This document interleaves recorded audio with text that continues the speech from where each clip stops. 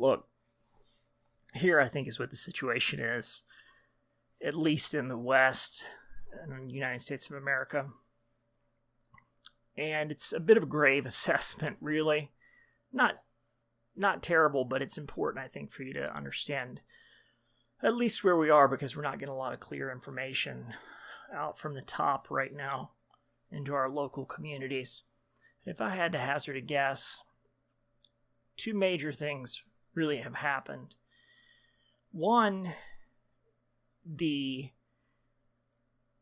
algorithmic mechanical financial system that they derived for the world government, which, the extension of the New World Order plan, failed in 2008 due to something called the Lee equation. It was Chinese mathematician that had moved to Canada, part of a think tank. This Lee equation is basically, if you don't understand Gaussian statistics, there's going to be no way that you are able to grasp what exactly this statistical equation derives. But it's the derivatives. It's the underlying piece of math that ties basically everything into the derivatives market, and it destroyed it. It could have been the Lee family in China. Families are a little bit different in China than they are here in the United States. Like, think of a last name as kind of not necessarily a blood relation, but a relation of clan.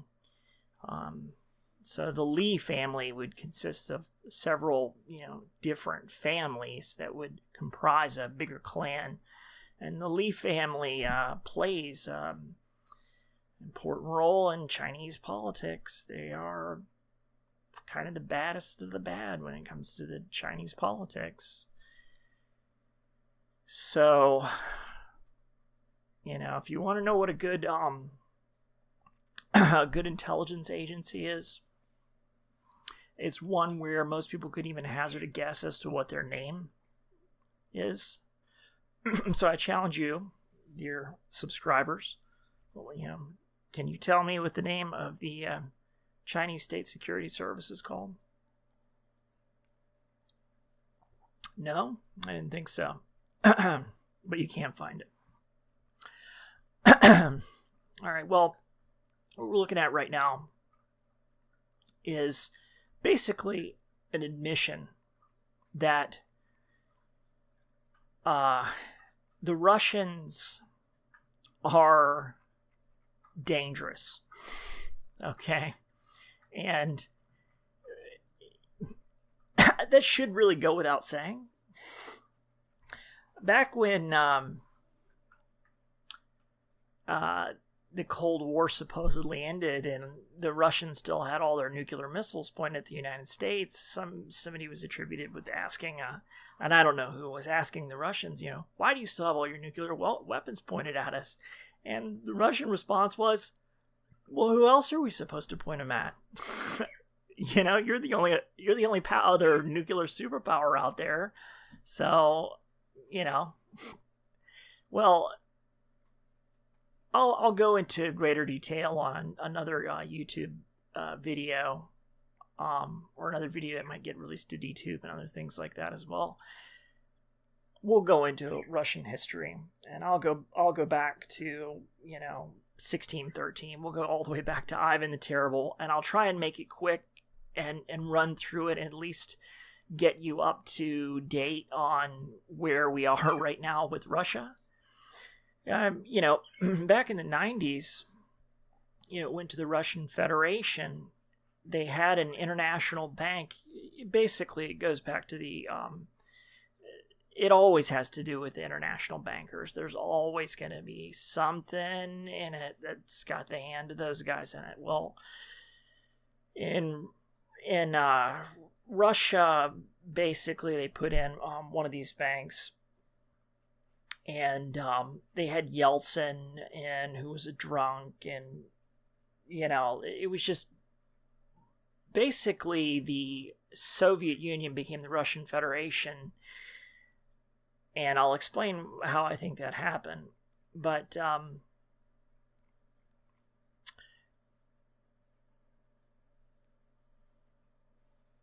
the Russians, needless to say, have a very sophisticated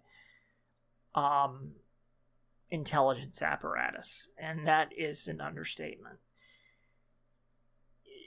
Where you would kind of, if you want to make a comparison, there's an institute in St. Petersburg. Now, Russia kind of has the same setup that we do right now, and so fact is, it's an oligarchy. We're not operating under the constitutional principles that we're supposed to here in the United States, according to the law of the land. No, we're operating far more along the lines of dictatorial oligarchy with strong fascist tendencies, corporatist tendencies, and that's just the hardcore assessment of reality. I mean, I hate to break it to you, but it's the way it is. And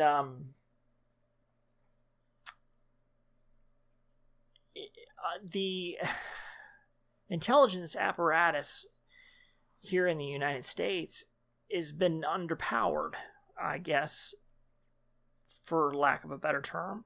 They've been focused on a lot of criminal enterprise. I mean, no different than the KGB and the FSB. They're all, anytime you have black operations, it's always going to be some kind of criminal activity going on. And I believe our intelligence apparatus here in the United States, if you want to make reference to it, CIA, but we have so many different intelligence apparatuses now that are clearly engaged in some criminal activity. But you expect that a little bit, you expect a little graft, but in so doing, they, I think, diverted their attention away from their primary, which should have been their primary concern. And that's keep it on top of the Russians. They spent a tremendous amount of resources in the Middle East because I believe our intelligence apparatus and a lot of our government had been hijacked by the Israelis. The Israelis are as much a security threat to the United States as the Russians are. The British as well. I mean, we've been dealing with British infiltration ever since the Federal Bank came in like 1917. So, we're balls deep in infiltration in the United States, and I don't believe that our intelligence apparatus has been doing a very good job. And this paper right here is just, I think, issuing a warning from our intelligence agency to the politicians. Look, the politicians and the corporations that are operating here in the United States are in an extremely weak position. They would like to have you believe that they're in an extremely strong position, but they're in an extremely weak position. Maybe they have enough gold to go to a different trade standard, but a lot of the manufacturing was offshore. It's going to take a long time to build some of that back. You got imminent economic collapse that's just been held together with, duct tape and baling wire until some black swan event comes along and either blows it apart or they take it down. But this is kind of just bringing it back to the attention of top people in government that there are Russians here with Midwestern accents. Okay, and they do carry out, just like the CIA carries out political assassinations and all kind of other manner of business. The Russians do the same. And American public opinion right now, as far as the job that our government is doing right now, it's very negative. That might be the understatement of this century. And so it's very, very dangerous for the oligarchy. It's very dangerous for the corporations. It's very dangerous to the people that are trying to hold on to the power that they have. Right now, there's a battle definitely going on between the top right now. It's just kind of like, it's the same thing kind of with the end of the Soviet Union, when you have just basically crime syndicates having it out with one another without rule of law. It's going to devolve, and you're going to end up with a Caesar-like figure. I mean, to the best of my estimation, that's already happened. That happened when they made it public and they shot JFK. You know, so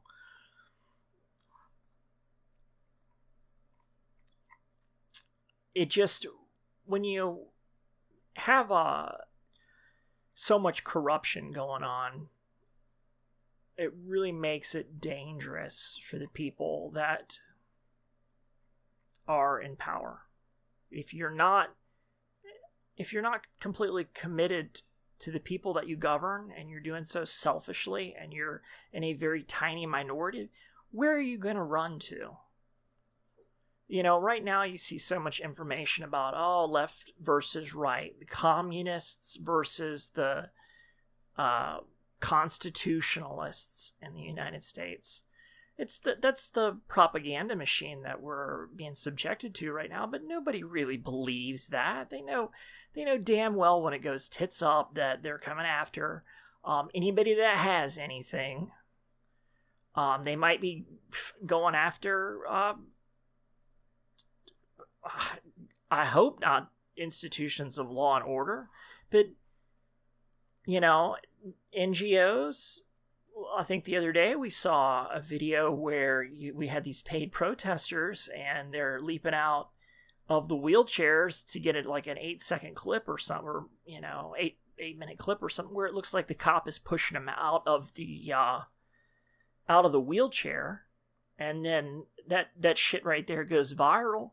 I mean, what the fuck do you think that is? That's a PSYOP. That's a PSYOP that's being perpetrated on the people of the United States to undermine any kind of respect or belief in law and order. And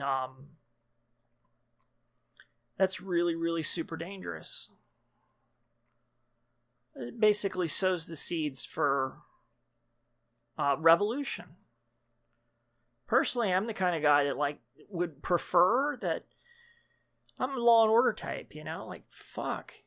It's just, it's very, very simple to do good business. If you're clever, you can do good business. You don't have to take the criminal path.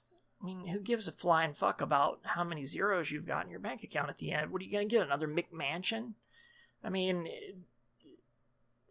whatever came along to, you know, push people into just such a level of greed that it undermined their own security. That's basically what it is. We can take a look at another document that I have here. Let's see here.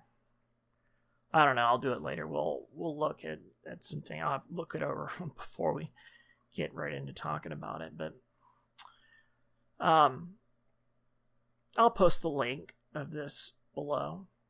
But yeah, you could easily have Russian infiltrators here in the United States. They're not going to be going after the 3%ers and shit in Idaho. There's not going to be fucking Red Dawn. And there's probably a less than a 1% chance that, you know, we end up in a grid down scenario where, you know, shit, it's like all hell breaks loose, apocalyptic shit hit the fan sort of thing, because there's too much vested interest in the infrastructure and shit. They're not going to let it just go tits up.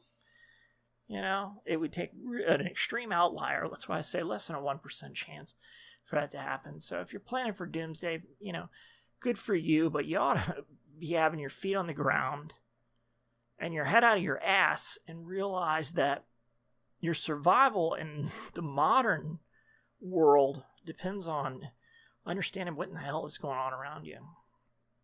Okay. So, I have no doubt that the Russians are working, putting things in through social media. I saw it happen quite a bit. In fact, about the same time every day on one particular channel, which I won't name, I could see it's like they were in college, and you had some of them that could speak or that could use English better than others, and they would all do their assignment at the same time and show up at the same place, and you could just basically tell it was a non-native speaker. And then if you do a little tracking, one of the things that I used to love to do is shield trapping and troll tracking. And, of course, you're going to run against, you're going to find intelligence agents everywhere. You're going to find, United States intelligence agents. You're going to find DIA. You're going to find FBI. You're going to find FSB. The Chinese are trying, but they're not particularly good at it. They just bought all the information from Zuckerberg. Zuckerberg just went ahead and committed treason. Well, I mean, technically, we're not enemies with China, but yeah, the Chinese are not really interested in doing PSYOPs in that way. They just buy it from Zuckerberg or pay him to do it. So there's where it stands with that guy. RT was big on the scene, right around there, and it did get Donald Trump elected. Now I think Donald Trump is probably also a product in some sense of military intelligence, and we also have to be very concerned about what the international bankers, which probably staring right down the barrel of that global fascism, the New World Order.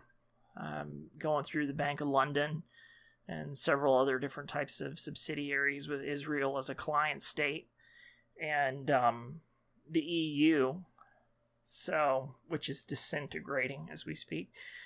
So, definitely, there's going to be trouble. It's just the trouble. It's not like 2015 anymore. That's why I think almost they may have wanted to take people here in the United States one more step closer towards just a terrible authoritarian system with the collapse of the bank system, put in some new digitized system, which they still may try and roll out, but ending that scam that's the central bank, where you're just not issuing money from a government, but you're issuing it basically, which is an IOU. They're not issuing money. They're issuing the facsimile of money. And I'll read you guys a story about that later, called The Story of Jonathan May. But anyway, I'll get on through the rest of this piece here, and I'll put together a little Russian history for you and Putin's perspective, ties to the Christian Orthodox Church and how that goes back to the Romanovs, and then Lenin, and then Stalin, and then the atheist communist government, and, well, that's another story for another day. Catch you guys on the flip side. It's been Hank.